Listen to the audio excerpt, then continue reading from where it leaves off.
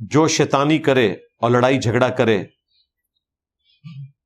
اس کی آخرت میں کیا انجام ہے؟ یعنی شیطانی سے کیا مراد ہے؟ یہ وہ کیا کر رہے ہیں ان کے ساتھ؟ یعنی جو لڑائی جھگڑا کرتا ہے ہمیشہ تنگ کرتا رہتا ہے، تو جہنم میں جائے گا جی، پوچھنے والی بات ہے۔ جہنم اللہ تعالیٰ نے انہی جھگڑالو لوگوں کے لیے رکھی ہوئی ہے نا، جو لوگوں کو تکلیف دیتے ہیں۔ جی صحیح مسلم میں حدیث ہے، جانتے ہو مفلس کون ہے؟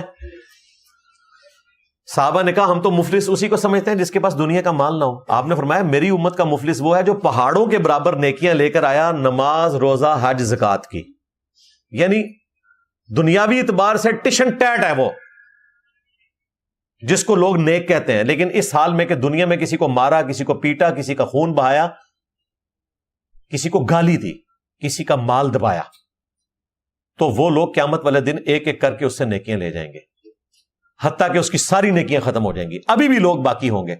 تو اللہ تعالیٰ فرمائے گا اس کی نیکیاں ختم ہو گئی ہیں، اب اس کا حال یہ ہے کہ گناہ تمہارے اس کے کھاتے میں ڈالوں گا، کیے انہوں نے، بوجھ وہ اٹھائے گا۔